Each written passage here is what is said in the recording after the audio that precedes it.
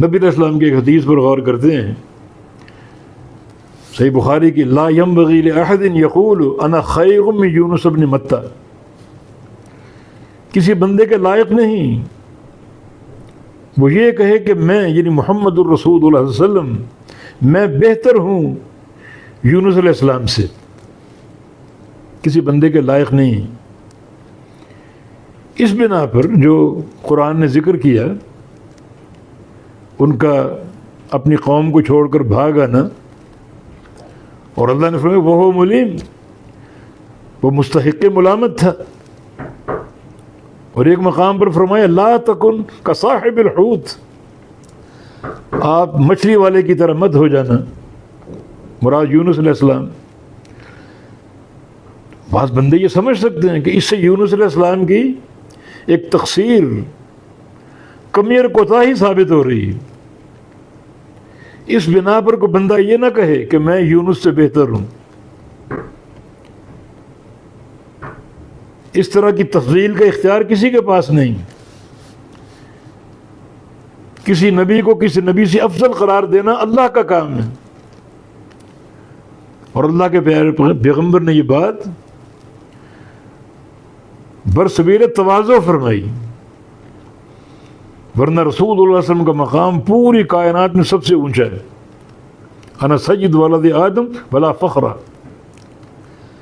میں اولاد آدم کا سردار ہوں، پوری اولاد آدم کا، اور اس میں فخر کی بات نہیں، یعنی یہ بات فخر یا کسی عصبیت یا حمیت کی بنا پر نہیں کہہ رہا، بلکہ اللہ نے مجھے کہنے کا یہ حکم دیا، میں اللہ کا متواضع بندہ ہوں، اور اللہ تعالیٰ نے مجھے پوری اولاد آدم کا سردار بنایا ہے، اور اس بات میں میرے فخر کا کوئی شائبہ نہیں، میں متواضع ہوں۔ اور فرمایا کہ وہ آدم و من دونہ تحت لواء یوم القیامہ ولا فخر، آدم علیہ السلام اور ان کے بعد آنے والے سارے نبی قیامت کے دن میرے جھنڈے تلے ہوں گے، اور کوئی فخر کی بات نہیں، اللہ کے امر سے یہ بات کہہ رہا ہوں۔ تو یہ بات بھی آپ نے برسبیر تواضع کہی کہ کوئی بندہ مجھے یونس علیہ السلام سے افضل نہ کہے، اس میں یونس علیہ السلام کی تنقیص شان کا پہلو ظاہر ہوتا ہے، حالانکہ ایسی بات نہیں، اللہ نے اصلاح کر دی، مچھلی کے پیٹ سے باہر آ گئے، اپنی قوم میں واپس چلے گئے، بات ختم ہو گئی۔ تو اس طرح میں یونس علیہ السلام سے بہتر ہوں، اس میں کیا ذہن میں آتا ہے کہ یونس علیہ السلام تو بہت سی غلطیوں کا شکار ہو گئے، قوم کو چھوڑ آئے،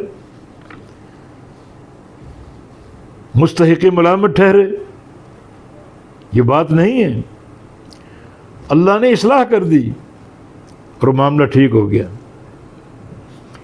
نبی علیہ السلام تشریف فرما تھے، ان آپ کی تواضع کی بات کر رہا ہوں، ایک یہودی آیا اور آ کر ایک صحابی کی شکایت کی کہ آپ کے ایک صحابی نے مجھے تھپڑ مارا ہے۔ کس نے مارا ہے؟ فلاں نے۔ فلاں کہ بلاؤ اس کو۔ بلایا گیا، بھئی تم نے اس کو تھپڑ کیوں مارا ہے؟ تو اس نے عرض کیا کہ میں گزر رہا تھا اس یہودی کے پاس سے، اس نے ایک جملہ کہا، والذی اصطفیٰ موسیٰ علی البشر، اس ذات کی قسم جس نے موسیٰ علیہ السلام کو سارے انسانوں پر چن لیا اور فوقیت دی۔ میں نے کہا کہ علی محمد، کیا محمد صلی اللہ علیہ وسلم پر بھی؟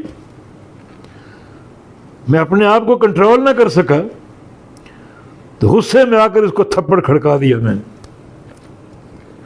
تو رسول اللہ صلی اللہ علیہ وسلم نے فرمایا یہ بھی آپ کے تواضع ہے، جب قیامت قائم ہوگی سب سے پہلے قبر سے میں نکلوں گا، اپنی قبر سے میں دیکھوں گا کہ موسیٰ علیہ السلام اللہ کے عرش کا ایک پایا تھامے کھڑے ہوئے۔ اب دو ہی باتیں، یا تو وہ بے ہوش نہیں ہوئے، یا تو مجھ سے قبل ہوش میں آ گئے، اور یا پھر بے ہوش نہیں ہوئے۔ جو کوہ طور پر بے ہوش ہوئے تھے، اللہ تعالیٰ نے اس بے ہوشی کے بدلے نے آج کی بے ہوشی سے بچا لیا۔ تو آپ نے موسیٰ علیہ السلام کی شان بیان کی، یہ برسبیل تواضع۔ ورنہ عقیدے کی بات یہ ہے کہ رسول اللہ صلی اللہ علیہ وسلم ساری کائنات میں سب سے افضل ہے۔ آپ نے جو روکا تو اس لیے روکا کہ یہاں حمیت اور عصبیت کی بات آ رہی ہے۔ یہودی اپنے نبی کو افضل قرار دے رہے ہیں، تم اپنے نبی کو افضل قرار دو، تو یہ مقابلہ باعتبار عصبیت کے ہو جائے گا، باعتبار تعصب اور حمیت کے ہو جائے گا، قومیت کے ہو جائے گا۔ اس سے آپ نے روکا۔ لیکن حقیقت الامر میں ہمارے رسول صلی اللہ علیہ وسلم ساری کائنات میں سب سے افضل ہے، یونس علیہ السلام سے بھی افضل ہے۔ مگر آپ کا یہ فرمانا ان دو وجوہات کی بنا پر تھا، ایک تو آپ کی تواضع، دوسرا اگر یہ کہو گے کہ نبی صلی اللہ علیہ وسلم یونس سے افضل ہیں تو لوگ سمجھیں گے کہ افضل اس لیے ہیں کہ یونس علیہ السلام سے بہت سی غلطیاں ہوئیں۔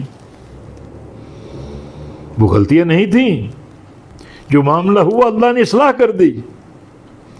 سارے انبیاء کا معاملہ اللہ کے سامنے ہے اور اللہ نبی کو غلطی پر نہیں چھوڑتا، معاملہ ختم ہو گیا۔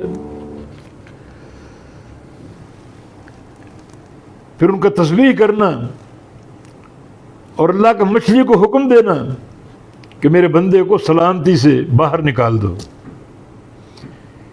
یونس علیہ السلام کا معجزہ ہے یہ۔ ایک تو مچھلی کا سالم ان کو نکل جانا